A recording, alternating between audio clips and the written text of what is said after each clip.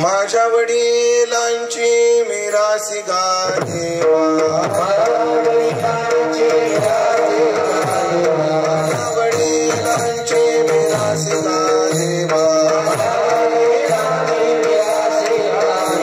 तुझे चरण सेवा पांडुरंगा,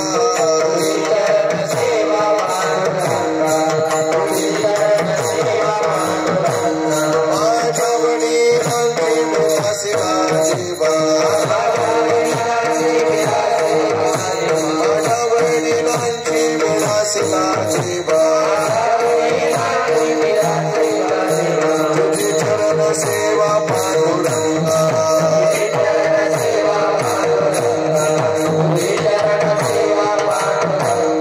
उपवास पादने राखीला दारबंडा, उपवास पादने राखीला दारबंडा, केला भोगवता अपानागी,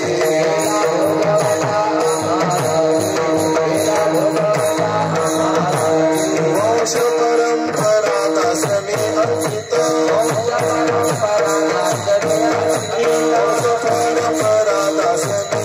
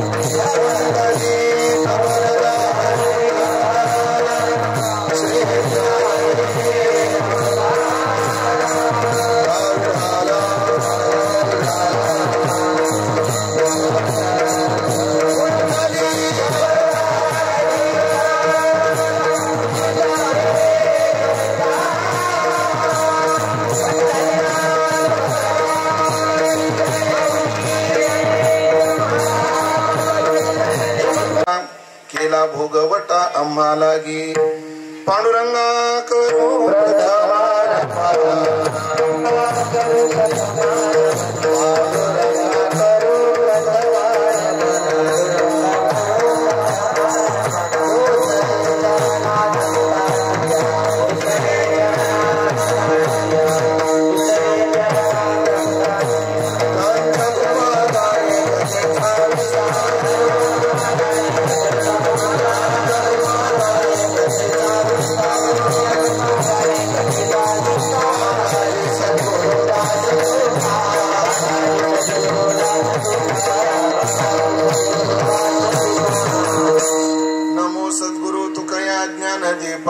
सद्गुरु सच्चिदानंद रूपा नमो सद्गुरु भक्त कल्याण मूर्ती नमो सद्गुरु भास्करा पूर्ण कीर्ती सेवे लागी सेवक झालो तुमच्या लागलो निज चरणा अहो स्वामी तुकया देवा यावरी न करावा अवेर संपाद्य ज्ञानंच विदाय भक्तिं विलोकितोयेन समाधिराज वैराग्यवंतं सुविचारयुक्तं नमामि जोगं शिरसा गुरुंतं जयांचे केलिया स्मरण होय सकळ विद्यांचे अधिकरण तेची वंदो श्री चरण श्री गुरूंचे ते नमस्कारूनी आता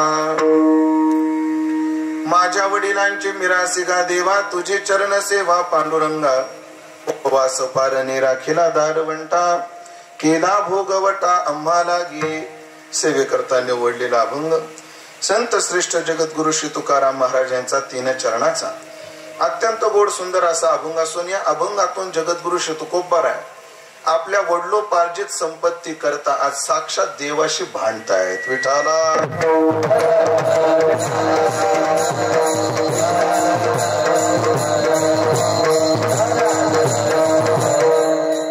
उपस्थित सर्व भाविक सज्जन वैष्णव गुणीजन महाराज मंडळी साधू समाज यांच्या गोड आणि सन्माननीय उपस्थितीमध्ये आज आपण जी चिंतन सेवा करतो आहोत त्या चिंतन सेवेचे निमित्त आपल्या गणेशवाडी गावातीलच आपल्या परिसरातील एक अत्यंत गोड आदर्शवत वारकरी जीवन ज्यांना 1 वर्षापासून वैकुंठवासी म्हणावं लागतं असे वैकुंठवासी हरिभक्तपरायण गोरक्षनाथजी शंकररावजी लोहकरे पाटील यांच्या प्रथम पुण्यस्मरणाच्या निमित्ताने आपण सर्व मंडळी आज या चिंतन सेवेमध्ये उपस्थित आहोत. त्यांच्या पश्चात असणारा त्यांचा सर्व परिवार, त्यामध्ये त्यांची दोन्ही मुलं आदरणीय दत्तात्रयजी लोहेकर पाटील आदरणीय चेअरमन, तथा हरिश्चंद्रजी लोहकरे पाटील माजी प्राचार्य चिरंजीव, तथा नीराबाई, विजयाताई आणि रंजनाबाई या तिन्ही मुली यांनी आपल्या पित्याच्या कृतज्ञता बुद्धीने या कार्यक्रमाचं आयोजन केलं.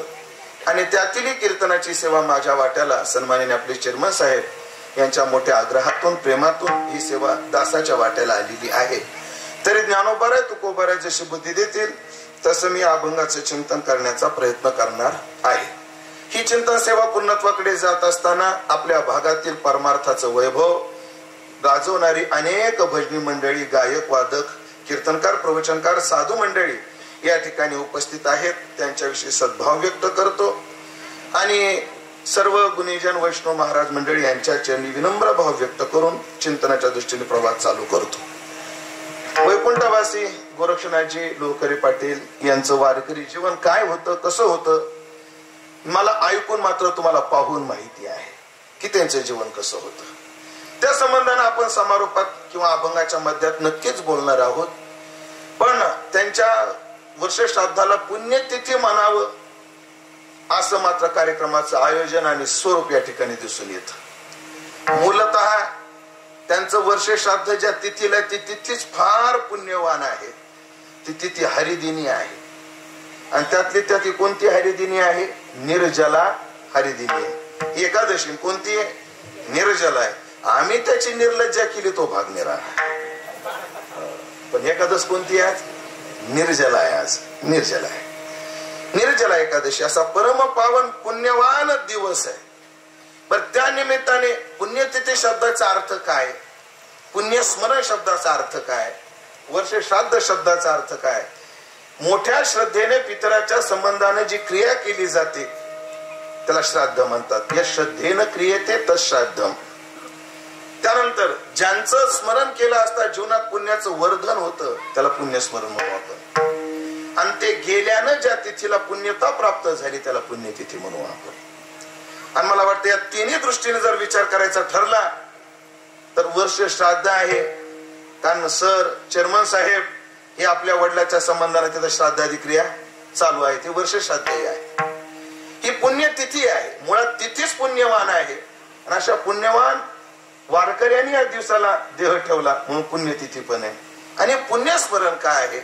कारण त्यांच्या स्मरणाने पुण्य करण्याची बुद्धी सगळ्यांना. बघा तुम्ही, एक दिवसाचा कार्यक्रम होणं अवघड, पण इथे या लोहकरे पाटील परिवाराने 7 दिवसाच्या कार्यक्रमाचं आयोजन केलं. त्यामध्ये माझे सन्मित्र आदरणीय हरिभक्तीपरायण सोमनाथजी महाराज पाटील यांच्या मुखारविंदातून 7 दिवसापासून आपण या ठिकाणी भागवत कथेचं श्रवण करता आहात. त्याचप्रमाणे आमच्या भगिनी हरिभक्तीपरायणा शारदाताई गायके यांच्या मुखारविंदातून तुम्ही एकादशीचा महिमा 7 दिवस ऐकत आहात. आणि हा सगळा पुण्यवान पुण्य प्रदान करणारा सोहळा असल्यामुळे पुण्यस्मरण पण आहे.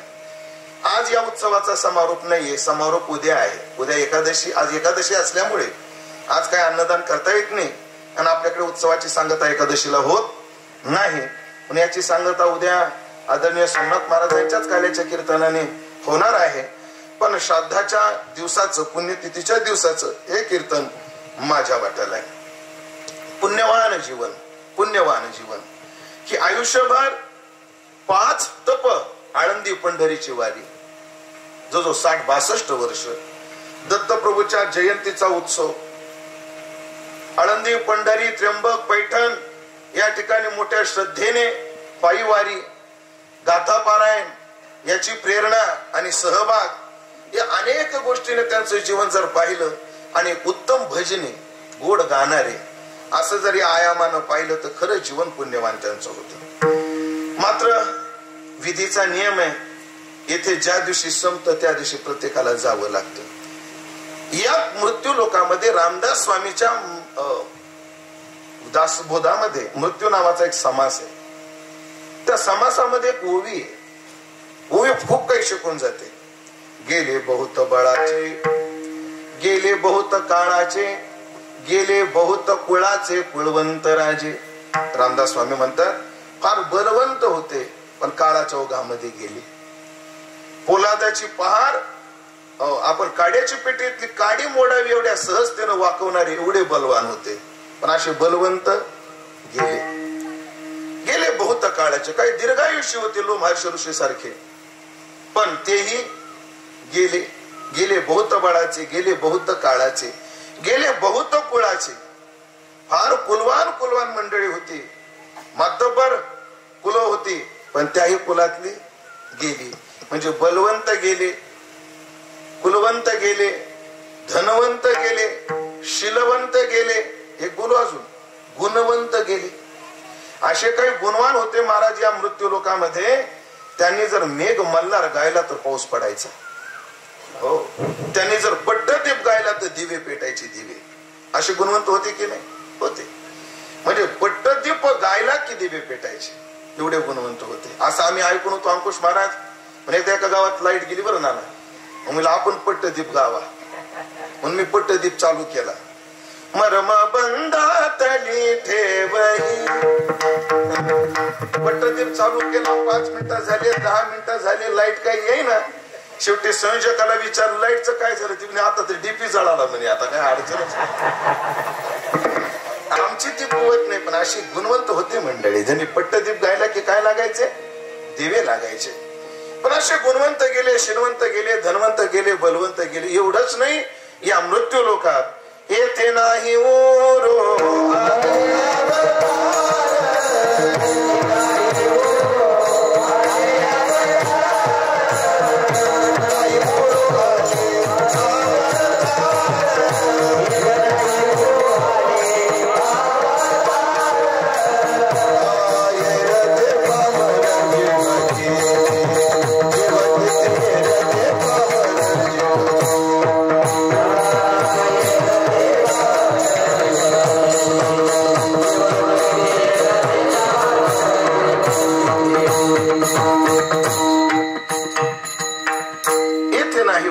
आले अवतार. भगवंताला सुद्धा जावं लागतं. मग प्रत्येकाचा जिने तोच वरी माप भरे तुकोबराय म्हणतात की आयुष्याचं माप जोपर्यंत भरत नाही तोपर्यंत माणसाला जावं लागतं. म्हणून पुण्य माणसाला मरणातीत करतं, पण मरण नाही चुकवत. म्हणून मरणातीत जीवन जरी गोरक्षनाथ बाबांचं झालं तरी त्यांना या देहाच्या दृष्टीने ही देहाची खोड सोडावी लागली. आणि मग त्यांच्या पश्चात काय? आपली संस्कृती जी आहे, आपली संस्कृती पित्याची सेवा करणारी संस्कृती. आज मी पिताच बोलतो 2 मिनिटात. पित्याची सेवा करणारी आमची संस्कृती आहे. प्रत्येक मुलाचं कर्तव्य त्यांनी माय बापाची सेवा केली पाहिजे. किती केली पाहिजे?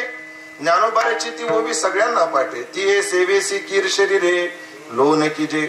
त्यांच्या सेवेत आपलं शरीर सुद्धा वळून टाकण्याची वेळ आली तर टाकलं पाहिजे. एवढी माय बापाची सेवा केली पाहिजे अशी आपली संस्कृती सांगणारी. ऐका मंडळी, जो माय बापाची सेवा करत नाही त्याच्या बाबतीत शास्त्रानं काय निंदा केलेली आहे, फार निंदा आहे. त्या तुकाराम महाराजांच्याच एका वचनानं आपण विचार पूर्णत्वाकडे नेऊ. काय? संभाजीनगर जवळ पाटोदा नावाची ग्रामपंचायत आहे, देवराम बाबा. तिथलचे ते भास्कर पेरे पाटील, बरोबर? हो, सरपंच आहेत माझे.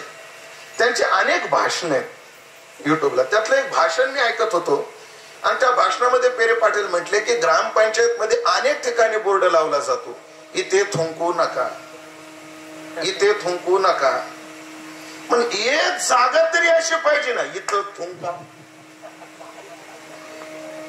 थुंकाल्या लोकांनी काय करायचं? जर 17 पाट्या ग्रामपंचायत लावत असेल इथं थुंकू नका, इथं थुंकू नका, पण एक तरी पाटी अशी लावा ना, इथे थुंका. माझी त्यांची भेट झाली ना, मी त्यांना सांगणार आहे ग्रामपंचायतला पाट्या लावायची गरज नाही, तुकाराम महाराजांनी लावून ठेवल्या. कुठं कुठं थुंकायचं याच्या यादी फार मोठी तुकोबराच्या गात्यात आहे. मला पाहिजे तेवढी सांगतो. थुंका थुंका रे त्याच्या तोंडावर, थुंका थुंका रे त्याच्या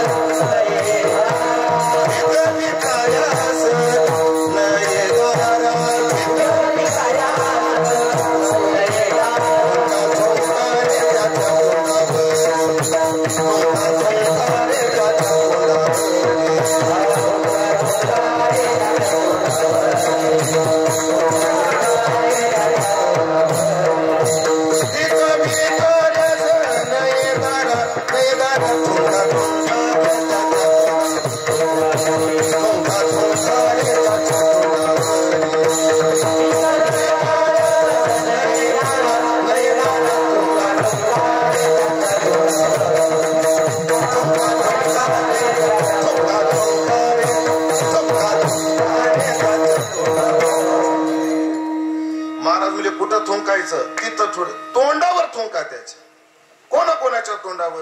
3 मुद्दे बघा तिथे. जो भिकाऱ्याला कधी भीक वाढत नाही त्याच्या तोंडावर थुंका. भीक भिकाऱ्यास नाही दारा थुंका थुंका रे त्याच्या तोंडावरी.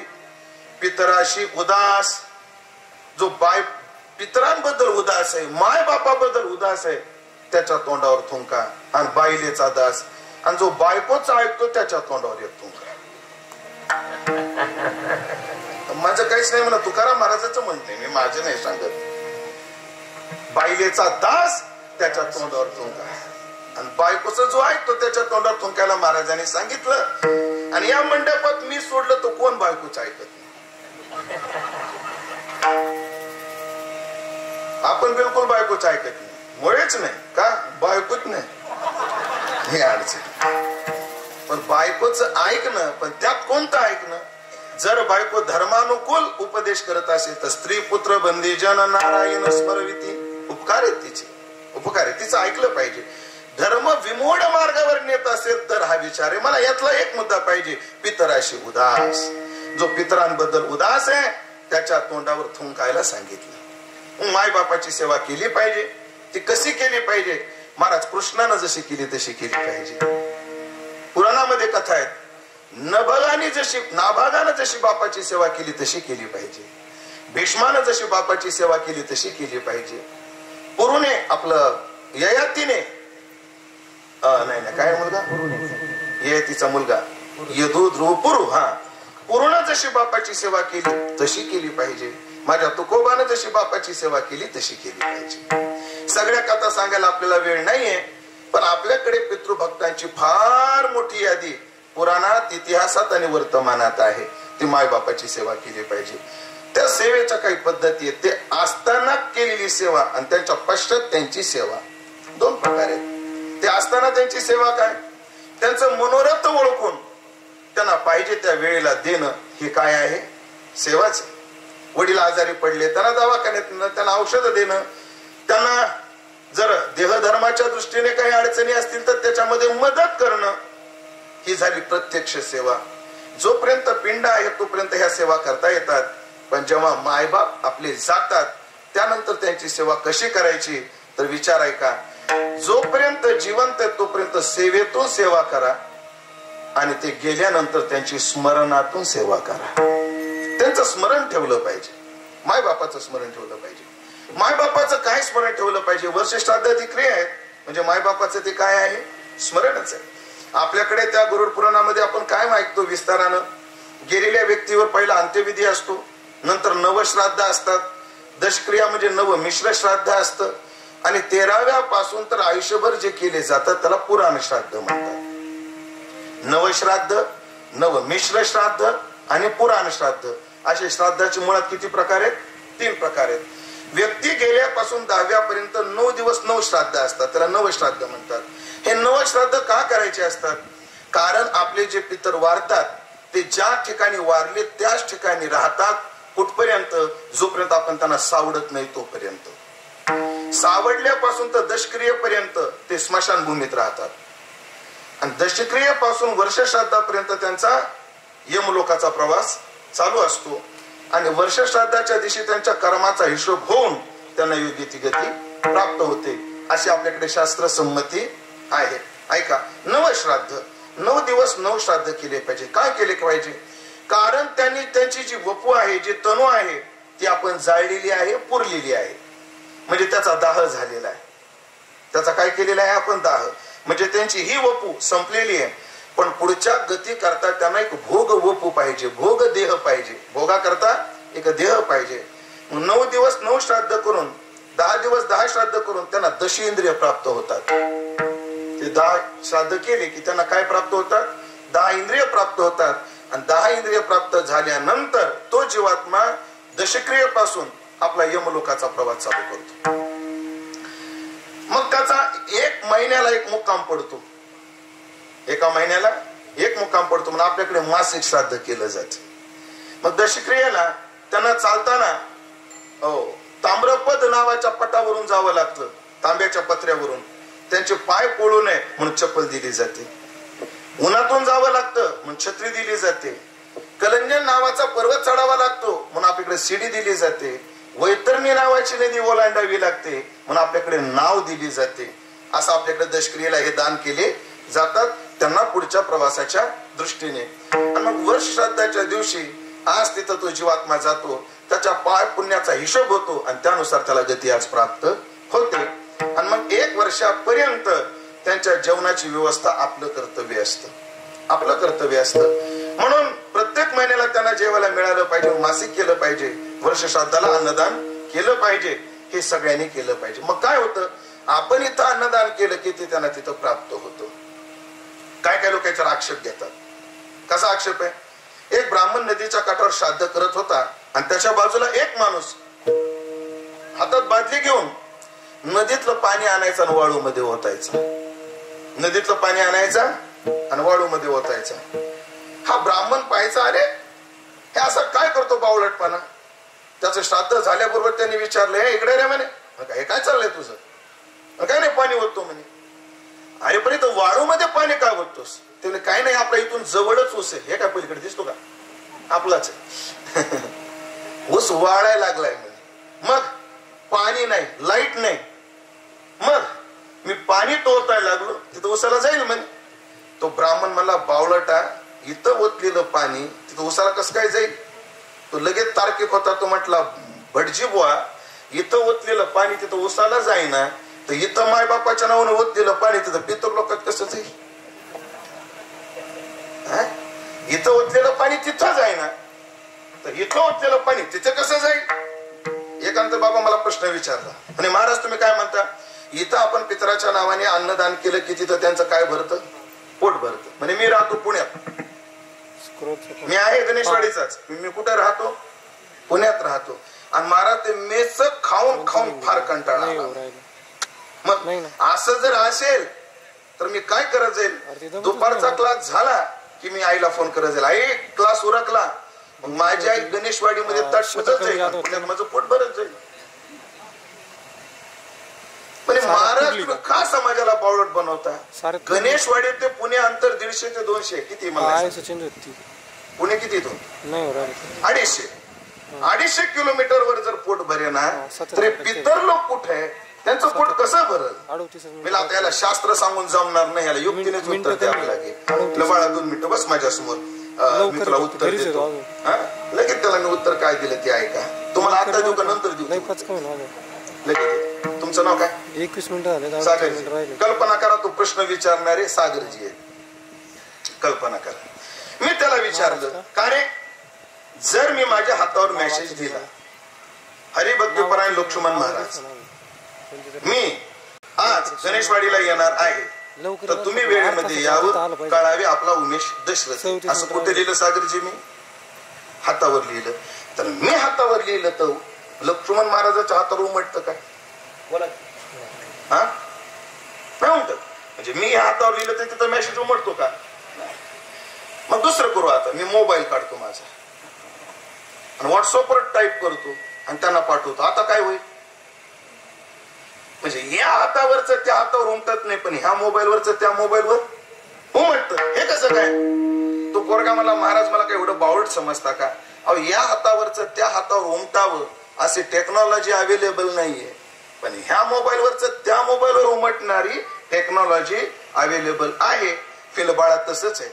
जिवंत माणसाचं गणेशवाडीत ताट पुजलं तर पुण्यात पोट भरणार नाही, ही टेक्नॉलॉजी अवेलेबल नाही. पण इथं केलेलं प्रिंटर आणि पितर लोकांना पोहोचतं, ही टेक्नॉलॉजी अवेलेबल आहे आमच्याकडे.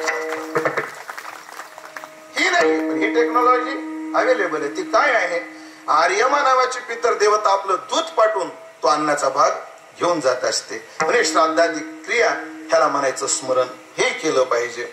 चला, हे जसं स्मरण आहे मायबापाचं, ही जशी मायबापाची सेवा आहे, त्याही पेक्षा एक विचार सांगतो तुम्हाला. त्याही पेक्षा एक विचार सांगतो. आपल्या मनासारखं वागणारा, म्हणजे बापाच्या मनासारखा मुलगा जर वागला तर बापाचा सगळ्यात मोठा आनंद त्याच्यात आहे. बापाला सगळ्यात मोठं समाधान कसं आहे. मुळात सेवा शब्दाचा अर्थच असा आहे, ज्याने सेव्याला समाधान होईल त्याला सेवा म्हणतात. तो का म्हणे, देवा आणि माने ऐशी करू सेवा, देवा माने ऐशी सेवा करू, म्हणजे कल्पना करा, तुम्ही जर माझ्या घरी आले तर मी तुम्हाला काय जेवायला केलं पाहिजे? मला आवडतं ते का तुम्हाला आवडतं ते? खाणाऱ्याला आवडतं ते. पण खाणाऱ्याला आवडणारं केलं की खाणाऱ्याचं जेवण कसं होतं? तो तृप्त होतो, संतुष्ट होतो. मनासारखं ही सेवेचं स्वरूप आहे. पण माय बापाची देहाची जशी सेवा आहे तशी श्राद्धाची जशी सेवा आहे, त्यांच्या संस्काराची जपणूक करणं हे सुद्धा माय बापाची मोठी सेवा आहे.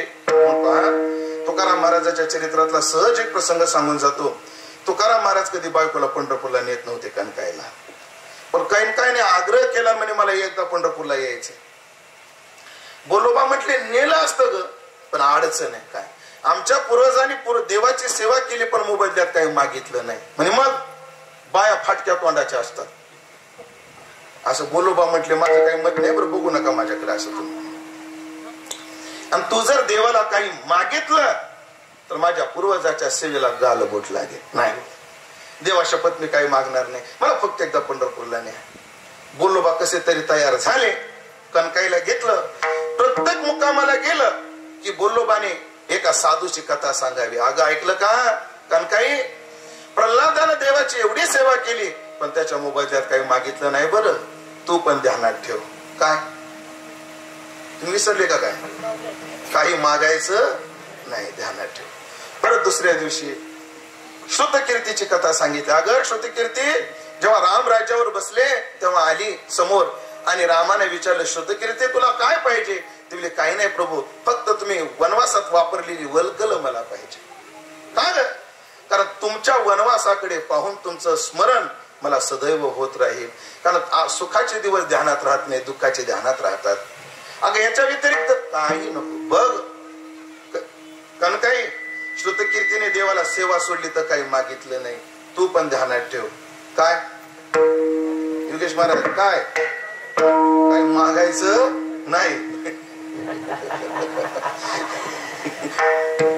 ध्यानात ठेव.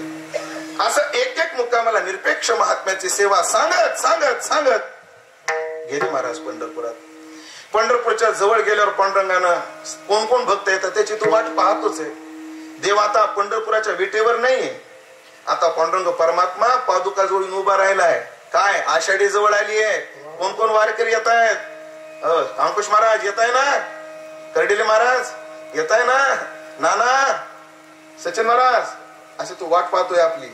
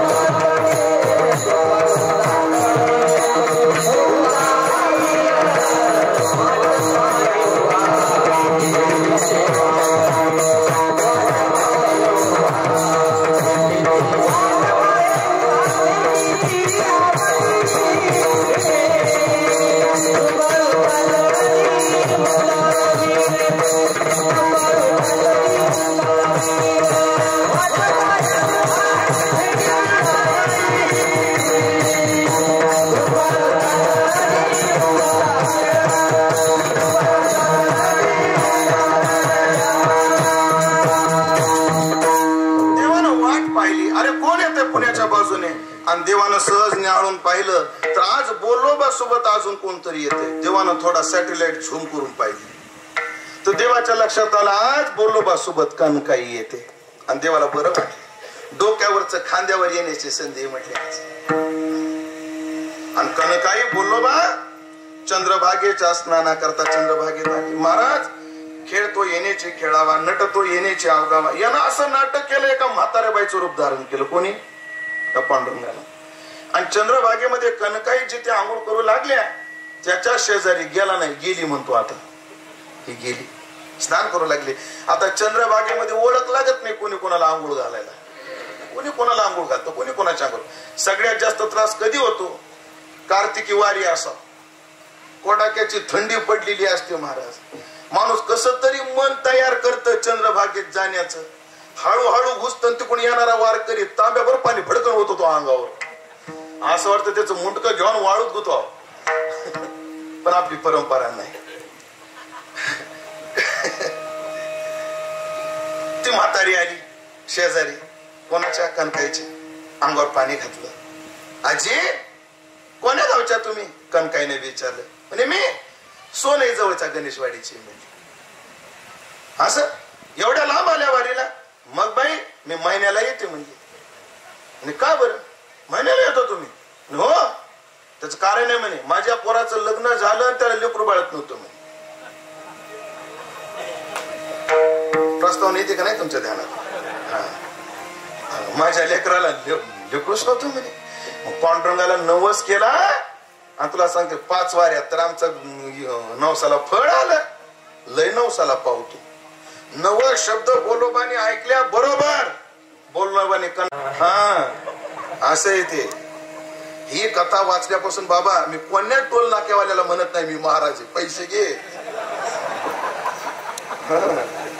कुठे ते टोलचे वाचित बसन पुढे टोले खा. कोणी कोणी सांगितलं आपण बिलकुल. मी कोणाला पाण्याची बाटली जर आणायला सांगितली तर त्याचे 20 रुपये आधी देतो मग पाणी पितो. आता हे समजा त्यांनी मनाने आणली पण मी पिणार आहे. तात्पर्य ऐका मंडळी, पैसे बुडवले ते मला इथं यावं लागणार नाही असा काही पर्याय आहे ना म्हटलं. आणि काय तुम्हाला आता जर तुम्ही एकाच चपलीला लागणार कातड तुमच्या पाठीवरच दिलं तर तुमची यातना चुकल नाही. घे म्हणे लगेच काढून. मग 1 कित रुंद आणि 1 कित उंच या व्यासा या चौरसाचं त्यांनी कातड काढलं आणि त्याला दिलं. म्हणजे बघायचं का अजून भरपूर राहिला नरक. जिरली म्हणे आता स्वर्ग. स्वर्गातलं सगळं वैभव पाहिलं आणि त्या स्वर्गामध्ये एवढ्या आनंदाच्या वातावरणामध्ये एक हसत होता, रडत होता. जसा नरक हसत होता ना तसा स्वर्गात एक रडत होता. त्याने विचारलं ब्राह्मणाने, अरे हा का रडतो एवढ्या सुख सुविधेमध्ये सुद्धा? त्याने सांगितलं याच्या कुळामध्ये कुलांगार जन्माला येणार आहे, याचं पतन होणार आहे म्हणून हा रडतोय. म्हणून आपल्या पितरांना आनंद द्यायचा असेल तर शुद्ध वागलं पाहिजे आणि पितराला नरकात घालायचं असेल तर मग कसं वागायचं ते ठरवा. हे ऐकलं. ब्राह्मण म्हटलं मला लवकर घरी नेऊन सोड. नेऊन सोडलं. सकाळी ब्राह्मण उठला, डोळे चोळायला लागला. त्याला वाटलं आपल्याला हे स्वप्नच पडलं होतं की काय. आणि पाठीची आग व्हायला लागली. त्यानं बायकोला विचारलं, अगं इकडे आहे का? म्हणे काय? बरोबर माझ्या पाठीला काय झालं? आणि तिनं काढलेली कातडी पाहिली. ती म्हणजे तुमच्या पाठीचं कातड कोणी काढलं? म्हणजे चांभाराच्या 2 रुपयानं काढलं मला. पुढं तो ब्राह्मण कसा वागला ते आपल्याला सांगता यायचं नाही कारण त्याचा फोन नंबर काय आपल्याकडे नाही. पण लक्षात घ्या, पितरांना आनंद होतो कुळामध्ये चांगला वागला तर, आणि पितरांना दुःख होतं कुळामध्ये कुलांगार आला तर. आणि मग ऐका, जगद्गुरु तुकोबरायासारखा महात्मा हा कसा आहे? वडिलांची रीत जाणत काही मागणे आम्हा अनुचित. याचं उत्तरार्ध मला फार आवडतं. वडिलांची रीत जाणत असो. वडिलांच्या रीती खूप चांगल्या चांगल्या असतात पण जाण सगळ्यांना नसते. तुकाराम महाराज म्हणतात आम्हाला जाण आहे, आमच्या पूर्वजांनी पांडुरंगाची सेवा केली ही आम्हाला जाण आहे.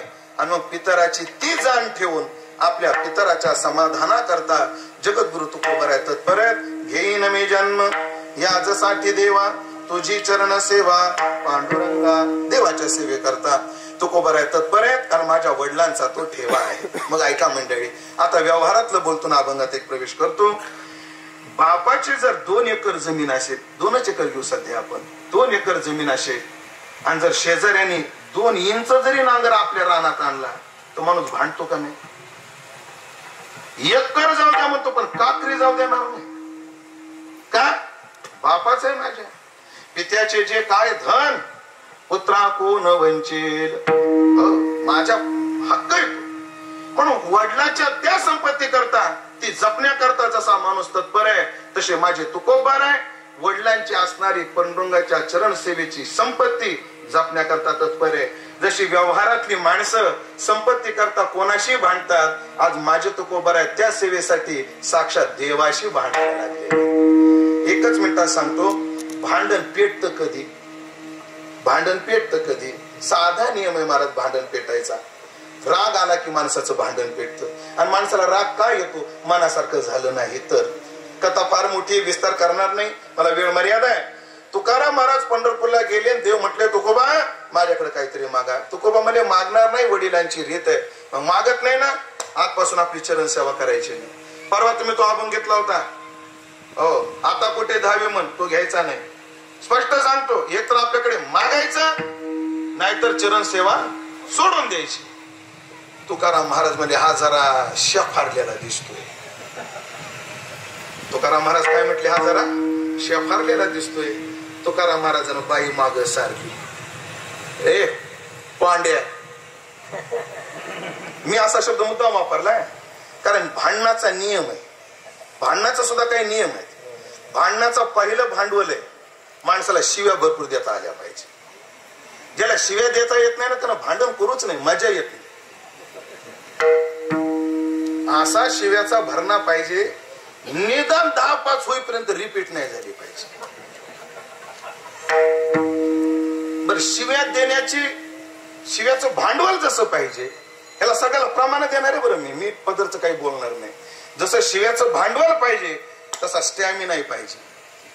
शिव्या देताना त्या स्वरातच द्याव्या लागतात. हे मूर्खा, असा काय करतोस रे, जमत नाही.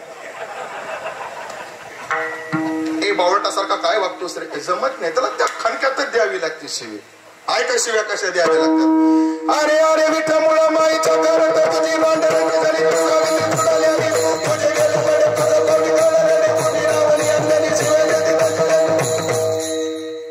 असा स्टॅमिना पाहिजे. एका तमात अरे अरे विठ्यामुळ माईच्या कारट्या, नाही तर त्याला चाल लावली. अरे अरे विठ्या मुळ माईच्या कारट्या,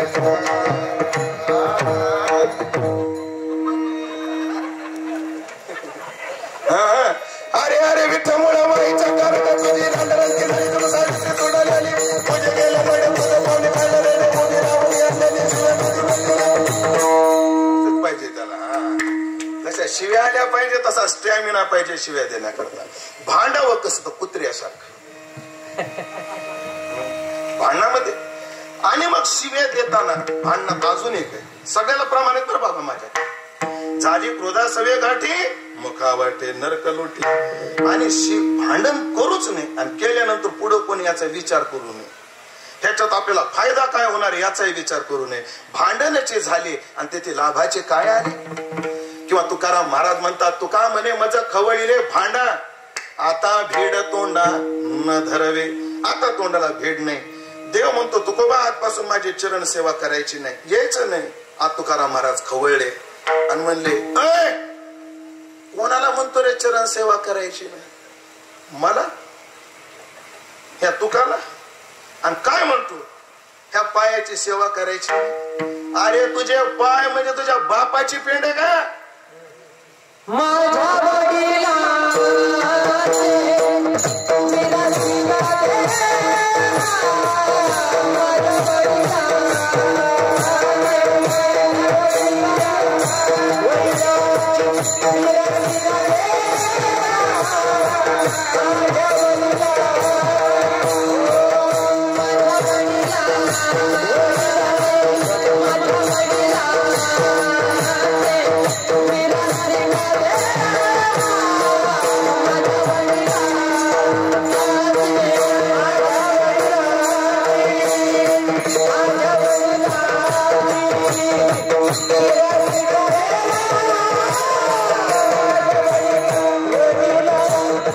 Thank you.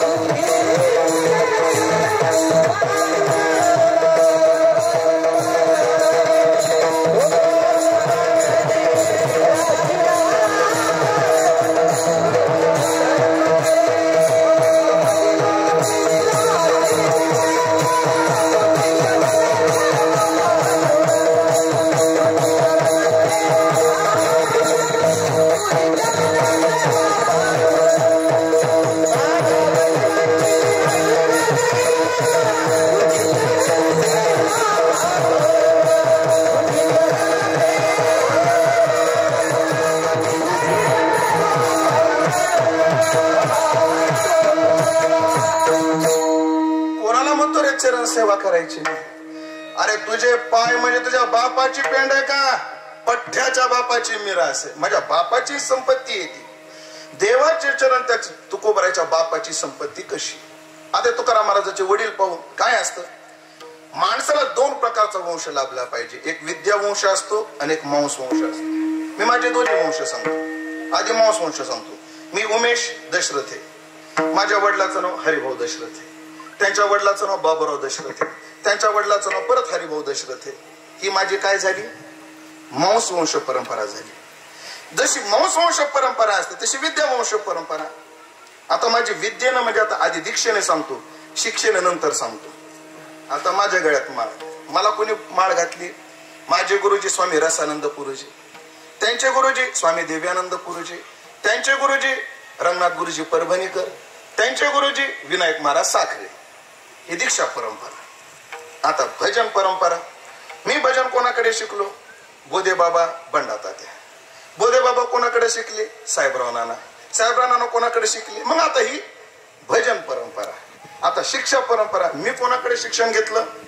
शिक्षण वारकरी शिक्षण संस्थेकडे. वारकरी शिक्षण संस्थेमध्ये घुले बाबा मारुती बाबाची पिढी, त्यांनी शांताराम गुरुजीची पिढी, त्यांनी बंकट स्वामींची पिढी, त्यांनी जोग महाराजाकडून, आणि जोग महाराज ज्ञानोबारायापासून. हा झाला विद्या वंश.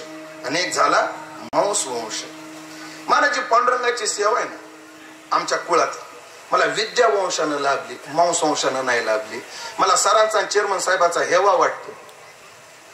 जे भाग्य प्रल्हादाला मिळालं नाही ते भाग्य या दोघांना मिळालं. आमच्या 7 पिढ्यात कोणी माळकरी नाही. मी पण 8वी पर्यंत भरपूर गुळ खाल्लेला आहे असं म्हणत होतो.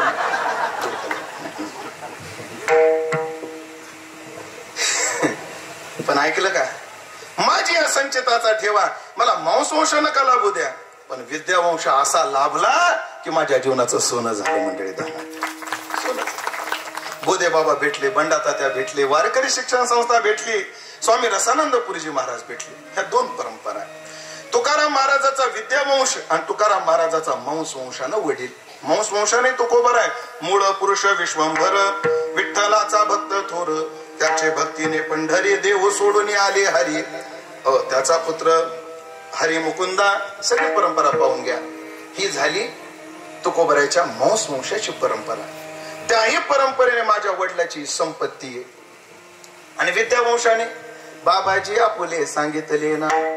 बाबा परंपरा काय? राघवाची केशव चैतन्य सांगितले खुन मालिकेची. ही झाली विद्या परंपरा. मग माझी विद्या परंपरा आणि माझी वंश परंपरा दोन्हीनं पाहिलं तर तुझी चरण सेवा ही माझ्या पूर्वजाची संपत्ती आहे. काय आहे? संपत्ती आहे. माझ्या वडिलांचे मिरासिगा देवा. त्या संपत्तीचं स्वरूप काय आहे? तुझी चरण सेवा. देवाची चरण सेवा हीच आमची संपत्ती. मला संतांचे विचार आहे का? विचार. आम्हा विठ्ठल जीवन, विठ्ठल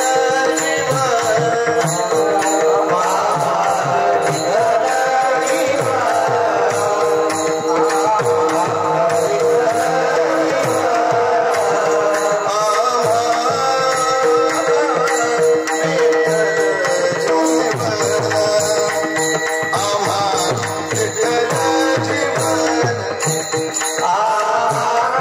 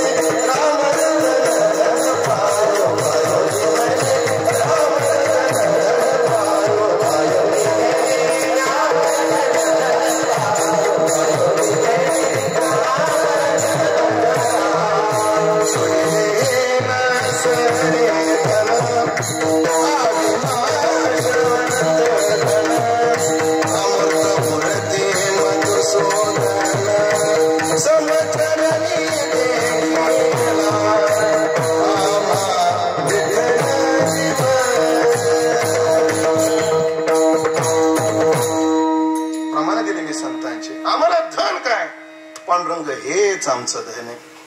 म्हणजे व्यवहारातलं धन धन का वाटत नाही? त्या धनात आणि या धनात फरक आहे. म्हणजे व्यवहारातलं धन खर्चून जातं, हे खर्चत नाही.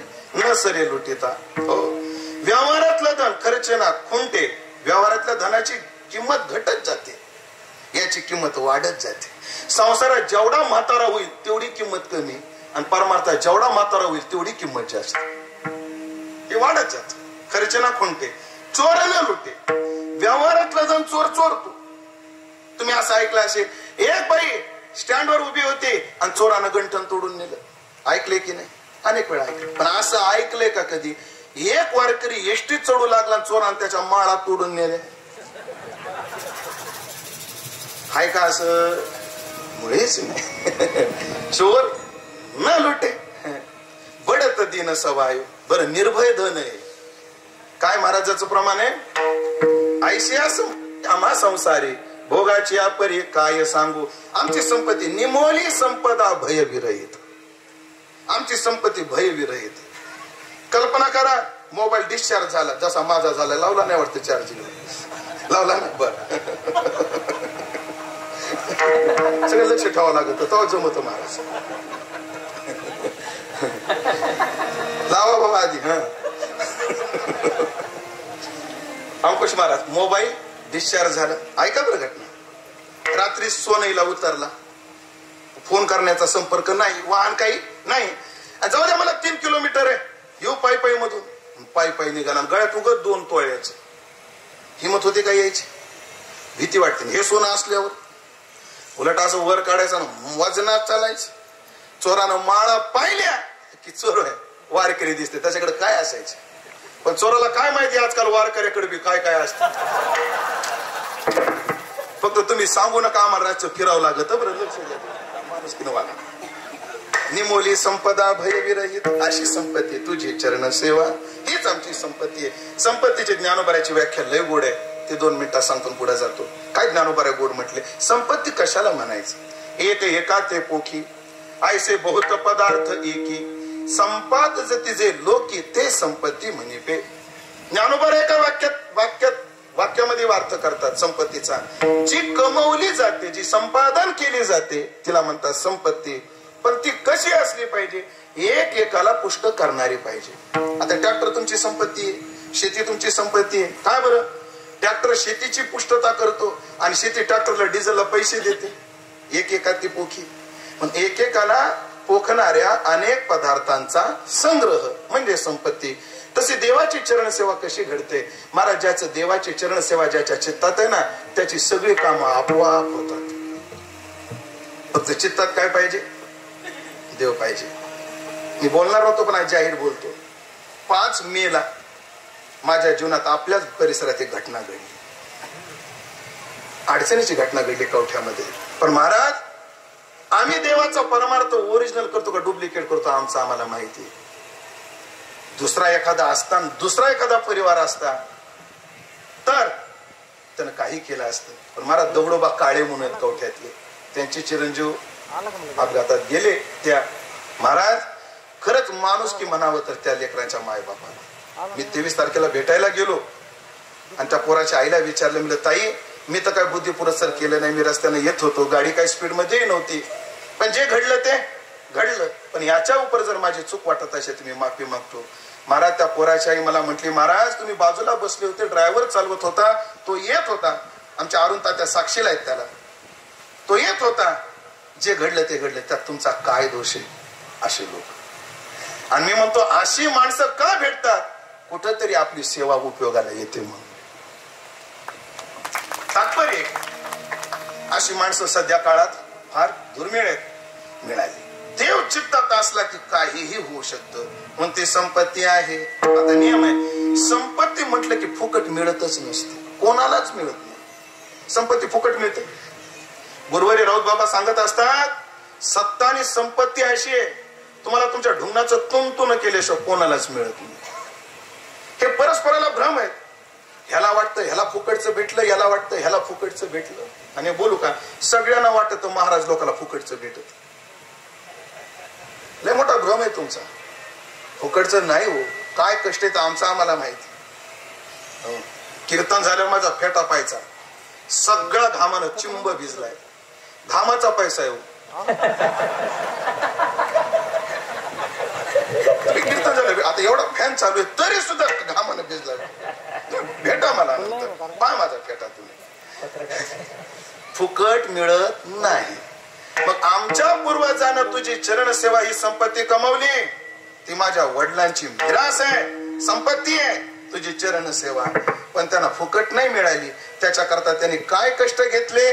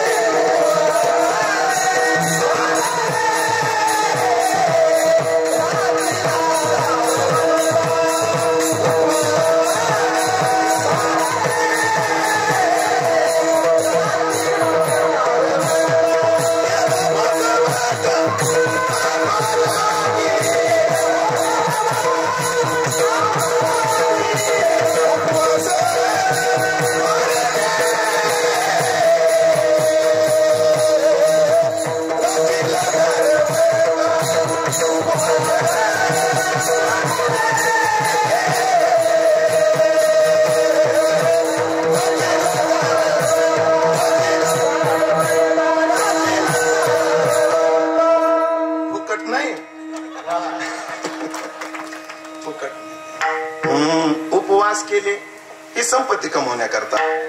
पारणे केले, दारवंटा राखला. 3 साधना महाराजांनी सांगितल्या. उपवास शब्दाचा अर्थ आहे देवाच्या जवळ राहणं. उपवास म्हणजे भोगाचा त्याग करणं. दशमीला 10 पदार्थाचा, एकादशीला 11 पदार्थाचा, द्वादशीला 12 भोगाचा त्याग त्यांच्या मुखातून आपण ऐकलेला असेल. हा भोगाचा त्याग आहे एकादशी उपवास. पारणं म्हणजे काय? उपवासाच्या शेवटी जे असतं ते पारणं म्हणजे उपासना पूर्णतेला जाणं पारणं आहे. पण आपल्याकडे एकादशीचं जसं फल आहे तसं द्वादशीचं फल आहे. रुक्मांगदाकारणी एकादशीचा छंद उपवास आणि अंबरीशीकारांनी द्वादशीचा छंद पारणं. ते उपवास केले, पारणं केली आणि दारवंटा राखला. दारवंटा काय? देवाचं दार काय आहे वर्णन आहे. जेव्हा सुमंताला पाठवलं दशरथ राजांनी, रामाला समजूत काढा आणि सांगा वनात जाऊ नको. भावार्थ रामायणात सुमंत जेव्हा रामप्रभूच्या महालाकडे गेले तेव्हा रामप्रभूच्या महालाचं वर्णन केलंय. आतली 7 दारं, बाहेरची 7 दारं. त्यामध्ये भावार्थ रामायणात नाथबाबा बोलतात भावार्थ ते निजभुवन. भावार्थ हेच काय आहे रामाचं? निजभुवन आहे. भावार्थ ते निजभुवन. प्रथम दारवंटा ते श्रवण. श्रवण, मनन, निधिध्यासन, आत्मसमर्पण ही देवाची दार आहेत. पण त्यांनी काय केलं? श्रवण मनामध्ये तत्पर राहिले. उपवास, पारणे, राखीला दारवंटा. एवढे कष्ट त्यांनी घेतले आणि केला भोगवटा आम्हाला घे. आणि आमच्या करता हा भोगवटा निर्माण करून ठेवला. महसुलाची भाषा ही. भोगवटामध्ये म्हणजे वारसदारांचा हक्क देऊन टाकला. खरंच मंडळी पहा ना, आमच्या पूर्वजांनी किती कष्ट केले ना, आज आमची मजा किती. कधी कधी असं वाटतं जेव्हा निवृत्तीनाथ, ज्ञानोबाराय, सोपान काका, मुक्ताबाई आळंदीवरून पैठणला निघाले होते तेव्हा कोणतं वाहन होतं? कोणतं वाहन होतं? पायात चप्पल सुद्धा त्या लेकरांच्या नव्हती. पण आज त्यांच्या जीवावर आम्ही 25, 30 लाखाच्या गाडीत फिरतोय. केला भोगवटा आम्हाला. किती मजा. देव मध्ये एका महाराजाचं कीर्तन झालं. पाटील तुमच्या ओळखीचे नाव नाही सांगत, फक्त आपल्या भालेकर भाऊच्या सप्ताहामध्ये. आणि भाऊंच्या सप्ताहामध्ये ते कीर्तनकार म्हटले, मंबाजी बाबाला काठ्याच्या काठीने मारलं हे थोतांडे, हे थोतांडे. कीर्तन झाल्यावर मी त्यांना भेटलो, म्हटलं ते मराठा सेवा संघावाले लागले, ते म्हणतात हे थोतांडे, कोणी म्हणतात ते थोतांडे. राहिलं सायला तर महाराज तुम्ही म्हणता हे थोतांडे. तुकाराम महाराजाचं चरित्र काही शिल्लक ठेवायचे का नाही आपल्याला? महाराज तुम्हाला थोतांड का आवडतं? नाही हो महाराज, मला तसे अभंग आहेत गाठ्यात, म्हणजे प्रक्षिप्त आहेत, काढून टाका ते म्हणे अभंग, असं म्हटले ते महाराज मला. मला महाराज 5 कोटीतले राहिले 4092, तुम्ही म्हणता हे काढा, ते म्हणतात ते काढा, गाठ्यात ठेवायचे कोणते? मुन्नी बदनाम करायचे काय आता गाठ्यात? काय लावलंय काय तुम्ही? पद्धत काय केली आता? तरी महाराज मला एक युक्तिवाद सांगतो, तो युक्तिवाद लई चांगला ऐकण्यासारखा. ते मला म्हणजे, महाराज आज आपल्या समोर कधी आमदार असतात, कधी खासदार असतात, मंत्री असतात, हजारोनं समाज असतो, पण एक सुद्धा आपल्याला उलट बोलत नाही आपल्यासारख्या सामान्य कीर्तनकाराला. पण तुकाराम महाराजांसारख्या कीर्तनकाराला घोसावी मारी, हे तुम्हाला तरी पटतं का? मी त्याला उत्तर दिलं अंकुश महाराज. म्हटलं महाराज तुम्ही या घटनेचा असा विचार करू नका, या घटनेचा असा विचार करा, त्यांनी काठ्याच्या काठीने मार खाल्ला म्हणून आज मंत्री संत्री गप आपला ऐकून घेत आहेत. त्याने अंगावर उकळत पाणी टाकून घेतलं. रात्री 12 वाजता आलो महाराज, 11:30 घरामध्ये, तरी या घराचे संस्कार कमी पडले नाही. तेवढ्या रात्री त्यांनी पाद्यपूजा केल्याशिवाय घरात प्रवेश केला नाही. आज किती मजा आहे.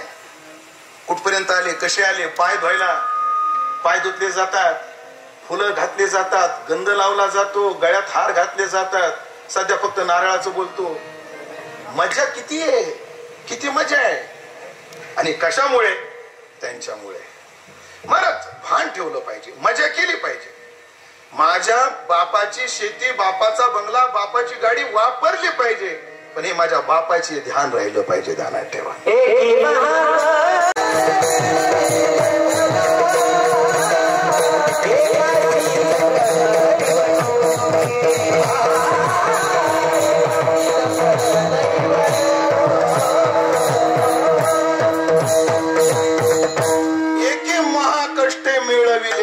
पण एकाशी जतन दैवयोगी. आमचं भाग्य चांगलं, आम्ही ज्ञानोबा तुकोबा नंतर जन्माला आलो, नाहीतर त्यांच्या काळात जरी जन्माला आलो असतो तर आमची फजिती झाली असती. ध्यानात ठेवा.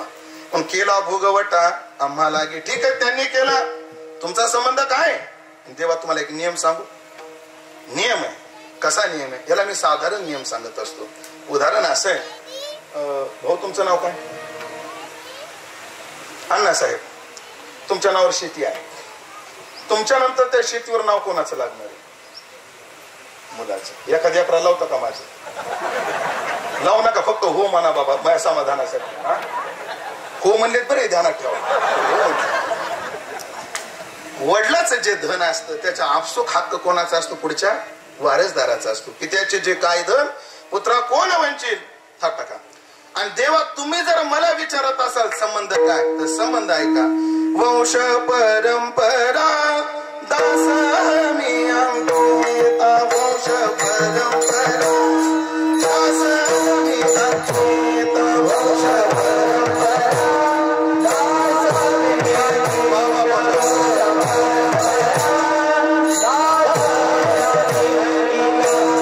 वंश परंपरा दास मी अंकिता, वंश परंपरा दास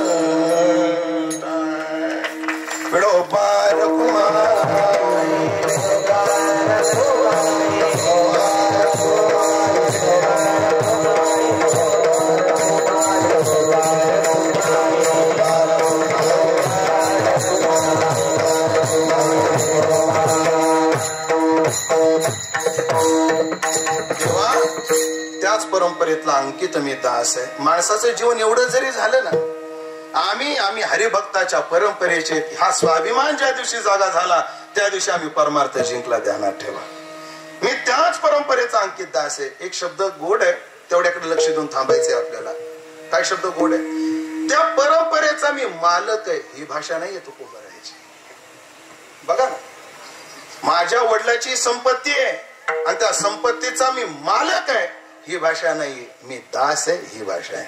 वारकरी संप्रदाय मालकांचा नाही, वारकरी संप्रदाय दासांचा आहे. ध्यानात ठेवा. हो, कोणी मठाधिपती असेल, कोणी गायक असेल, कोणी वादक असेल, कोणी पुढारी असेल, कोणी बागायतदार असेल, कोणी संस्थापक असतील, सगळे गेटच्या बाहेर. इथं आल्यावर आपण सगळे ज्ञानोबा तुकोबाचे सेवक आहोत. ध्यानात ठेवा, ही परंपरा सेवकाची आहे. पण त्या परंपरेचा मी अंकित दास आहे. आणि देवा, याच्या उपर जर तुम्हाला त्यागलं तर लाज कोणाची जाणार आहे?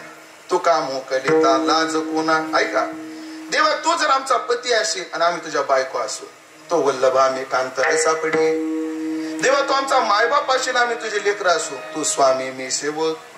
आपलं नाही, विठ्ठल माय बाप चुलता. आणि देवा, तू आमचा मालक आणि आम्ही तुझे नौकर असू, तर तू स्वामी मी सेवक. तर व्यवहारात नियम आहे, सेवकाची आबाळ झाली तर नाव सेवकाचं जात नाही, मालकाचं जात. लेकराची आबाळ झाली तर लेकराचं नाव नाही जात, माय बापाचं जात. सोन्यासारखं लेकरून ह्यांना कदर नाही.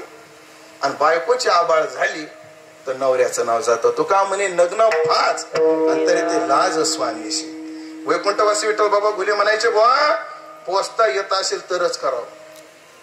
बुवा म्हणायचे, नाही तर बायको केली ती म्हणे तेल थांब तुला मुखडा वाजून दाखवतो. जमत नाही, तिला तेलच आणून द्यावं लागत. बायको म्हणे लुगड थांब तुला यमनचं चक्रधार म्हणून दाखवतो. जमत नाही. बायको म्हणे पीठ थांब तुला टिप्पण वाचून दाखव. जमत नाही. बुवा म्हणायचे, हा तिथं काय करून द्यावं लागतं तेच आणून द्यावं लागतं. आणि जर बाईची आबाळ जर झाली तर लोक म्हणतात पोचता येत नव्हती तर कशाला केली म्हणतात. का नाही लोक? हो, पोचता येत असेल तरच करावं. मला पोचता येत नव्हती म्हणून केली नाही असा अर्थ करू नका बरं. मला परंपरा निवृत्तीपरायण साधूची लाभली म्हणून भाग्य. ऐका मंडळी, मग देवा, आम्ही जर तुझे सेवक असू, मुलं असू किंवा बायको असू, आमची आबाळ झाली तर लाज कोणा? देवा, तुझी लाज जाणार आहे? बिलकुल नाही. गब्बस उभा राहा, पाहतोशी काय पुढे नीट करी पाय, वरी ठेवू दे मस्तक, ठेलो जोडोनी हस्त. ज्ञानेश्वर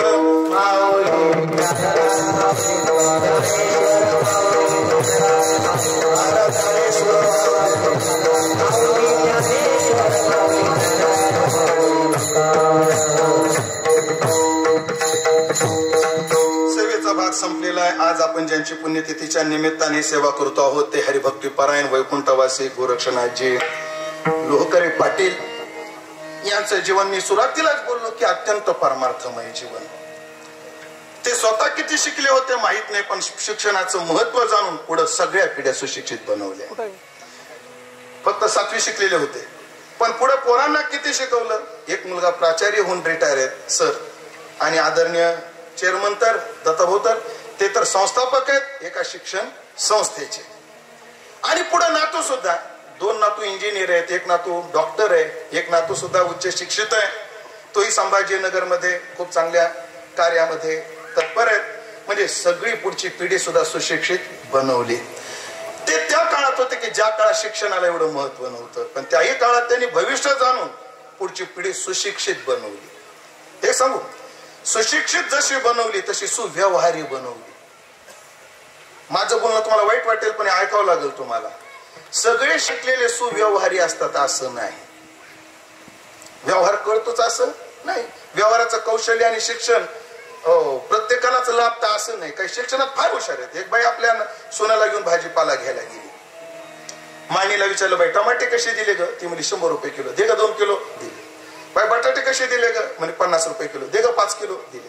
बाई कांदे कसे दिले ग? म्हणे 20 रुपये किलो. दे ग 4 किलो. दिले. ती माळीन त्या बाईला म्हटली, सुनबाई दिसते. हो.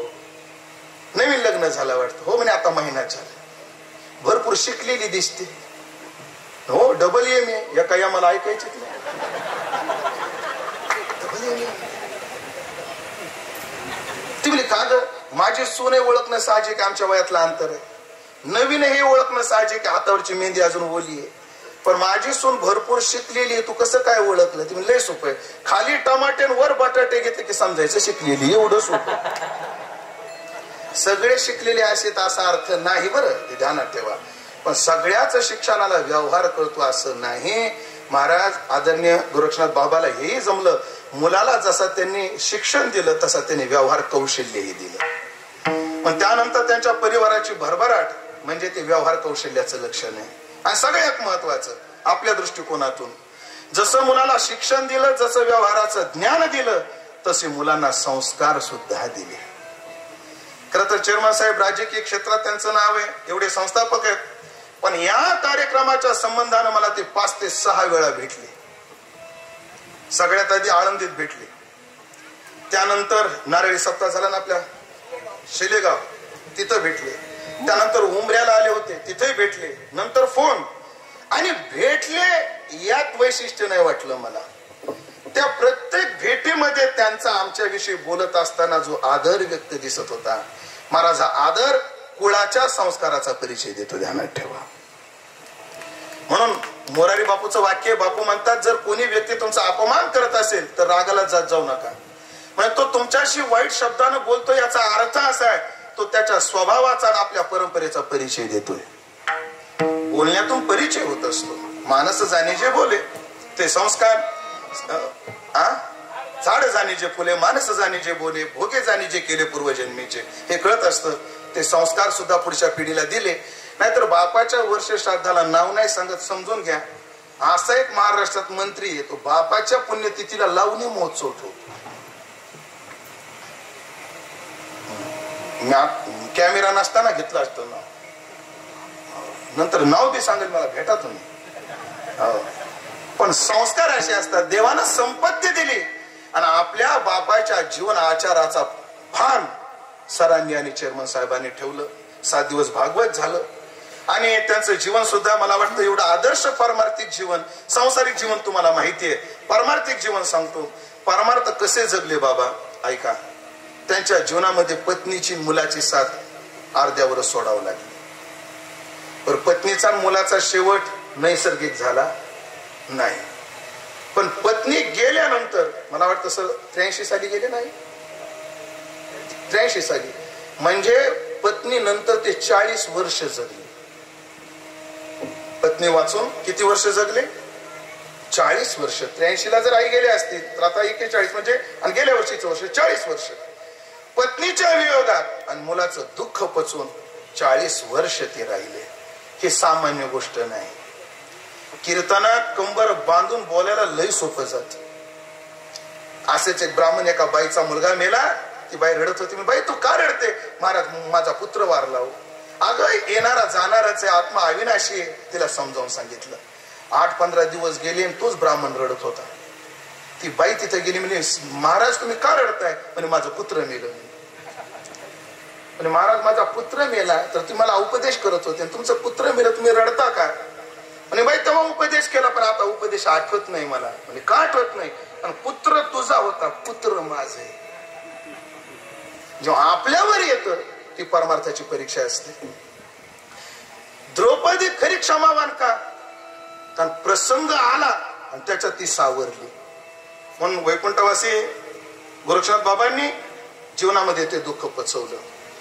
पण त्याच्या आधी पारमार्थिक जीवन होतं आणि पारमार्थिक होते म्हणून घटना आपल्याही जीवनात घडतात आणि घटना साधूच्याही जीवनात घडतात. तुकाराम महाराजांची बायको वारली तर तुकाराम महाराजांनी डोंगर गाठला. बाबाच्या जीवनात पत्नी वारली, बाबानं भजनामध्ये वेळ वाढवला. व्यवहारात कोणाची बायको वारली तर लोक काय करतात ते समजून घ्या. व्यसनाच्या अधीन जातात, डिप्रेशन मध्ये गेला. डिप्रेशन शब्द काय आपल्याकडे? डिप्रेशन मध्ये गेला. पण बघा बाबाने परमार्थ कसा जगायचा असतं ते दाखवलं. पत्नी मुलगा गेला तेही दुःख गिळलं आणि त्याच्यानंतर आपल्या मुली आणि आपली मुलं, 3 मुली आणि 2 मुलं यांना आईची कमतरता न भासू देता संसार इथपर्यंत आणला. खरं सांगा, या 3 मुली जेव्हा माहेरात येत असतील, 3 मुली काय असतं, बाई माहेरात का जाते? सोळी बांगडी करता येणारी मुलगी संपली बरं साहेब. आता काही कमतरता नाही त्याची. बाईला माहेरात काय पाहिजे असतं? बाईला माहेरामध्ये पाठीवर हात फिरवणारे मायबाप पाहिजे असतात. खर तर नीराबाई, विजयाताई, रंजनाताई ह्या जेव्हा जेव्हा माहेरात येत होत्या, आईची कमतरता जरी भासली, कदाचित या 5 जणांचे काही जणांचे लग्न तेव्हा झाले असतील आई असताना. हा, सरांचं तुमचं झालं असेल सर एक लग्न, त्याच्यानंतर 3 मुलीचे लग्न, मुलाचं लग्न, सरांचं लग्न आईच्या पश्चात झालं. ह्या मुलींना माहेरात आल्यानंतर आईचं प्रेम मिळालं नाही, पण वैकुंठवासी दादांनी त्यांना ती भासूही दिलं नाही. पण या 3 मुली आता गेल्या वर्षीपासून काय मी मग सांगत होतो की लुगडं चोळी नाही, पाठवून हात फिरवणारा बाप पाहिजे. बाई तुझं कसं चाललं? या हाताला ते मुकल्या, पण आदर्शवत जीवन जगत जगत त्यांनी जीवनाचा समारोप केला. मी तुमच्या करता बोलत नाही, सध्या माझ्या करता बोलतो. बाबांनी 62 वर्ष दत्त जयंतीचा उत्सव केला, 60 वर्ष आळंदी पंढरीची वारी केली, 35 वर्ष पारायण केली. देवाला एवढीच प्रार्थना आहे, अंकुश महाराज त्यांनी जशी 60 वर्ष वारी केली तशी आमच्याही जीवनात तेवढं आयुष्य नाही मिळालं तर चालेल, पण मरेपर्यंत वारी घरावी एवढीच प्रार्थना त्यांच्या. आणि त्यांच्या या पुण्यस्मरणाच्या दिवशी त्यांच्याकडून तो बोध घेऊ आणि आपणही त्याच्यातून काहीतरी शिकू. एक गोष्ट सांगतो मंडळी, माझं बोलणं तुम्हाला वाटेल मी ब्रह्मचारी माणूस आहे तरी हे विधान करणार आहे. ज्याला विषयाचा परिचय नसतो ना, त्याला विषया वाचून जगणं सोपं जातं, पण ज्याला विषयाचा परिचय झालेला असतो त्याला विषया वाचून जगणं मोठं अवघड असतं. हे मानसशास्त्र, हे मानसशास्त्र. म्हणून पत्नीच्या व्यतिरिक्त सुद्धा जीवन जगले आणि ते जगत असताना त्यांनी केलं काय? एक कास धरली, त्या नशेत बुडण्याऐवजी ते परमार्थाच्या नशेत बुडाले. शास्त्र सांगतो कोणाला बाप नाही, कोणाला माय नाही, कोणाला भाऊ नाही, कोणाला बायको नाही. शास्त्र म्हणतं तुमच्या जीवनात जी कमतरता आहे त्या ठिकाणी देवाला बसवा.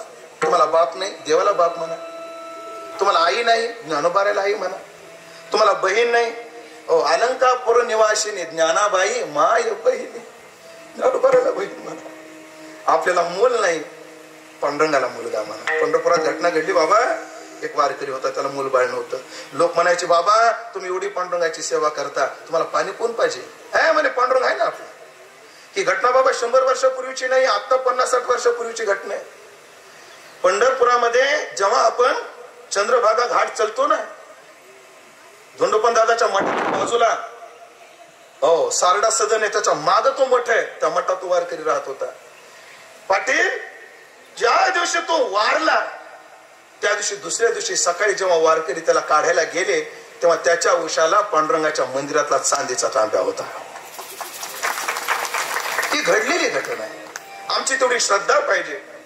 एवढंच नाही म्हणजे तुम्हाला बायको नाही ना, तो बायको सुद्धा व्हायला तयार आहे, फक्त आपण त्यात रमलो पाहिजे.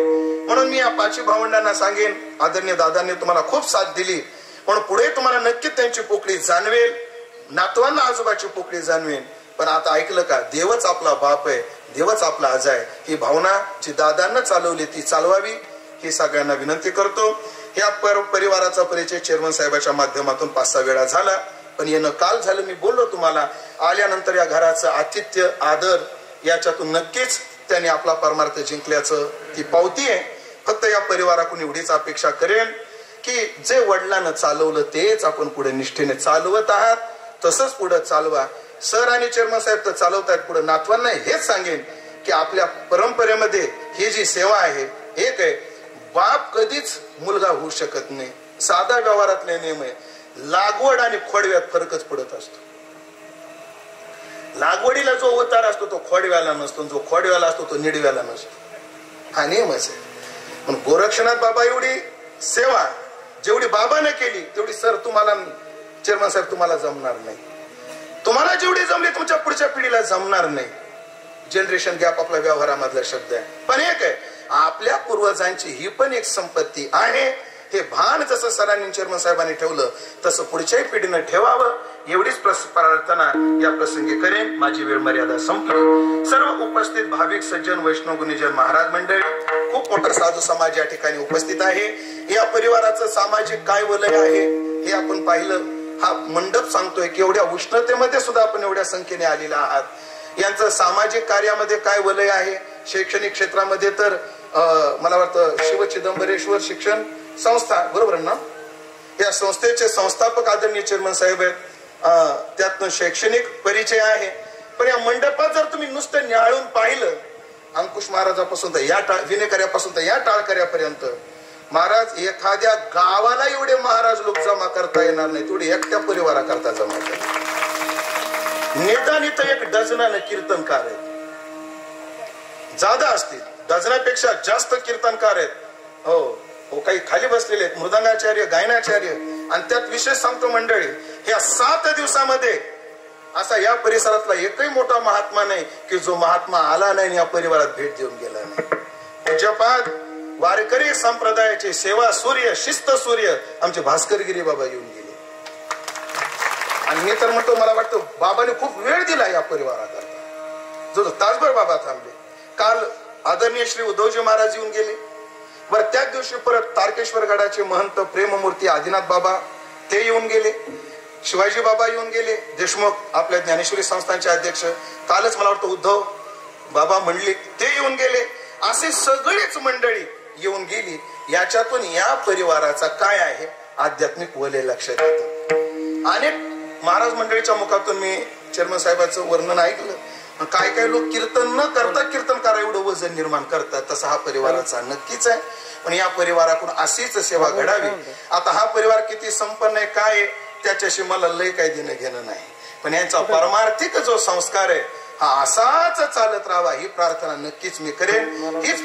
हीच अपेक्षा पुढच्या पिढीकडे करून सर्व साधू समाज प्रत्येकाचा नामोल्लेख करणं वेळेच्या मर्यादेत शक्य नाही. मी असमर्थ आहे. सर्वांविषयी सद्भाव व्यक्त करून अभंगावर जे काही बोलू शकलो ते माझ्या वारकरी शिक्षण संस्थेतले गुरुवर्य माझे गुरुवर्य संतवीर बंडातात्या कराडकर यांच्या चरणी समर्पित करतो. सेवेला पूर्णविराम.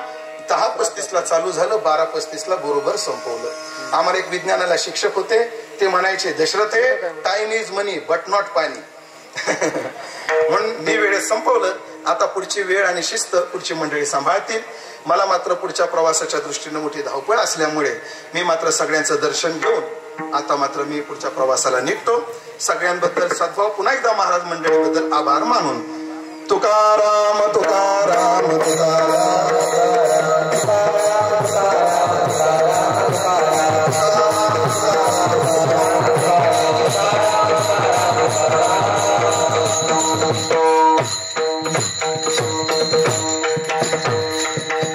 वंश परंपरा वासवी अंकिता तुका मुक्तिता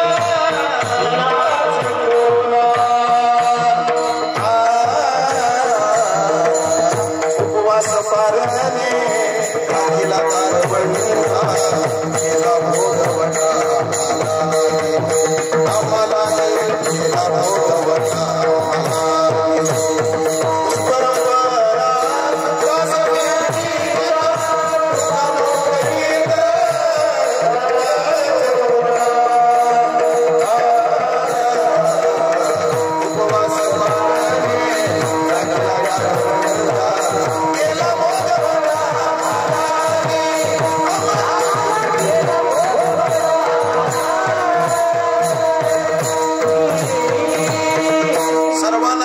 वारीचं निमंत्रण देऊन विठ्ठल जय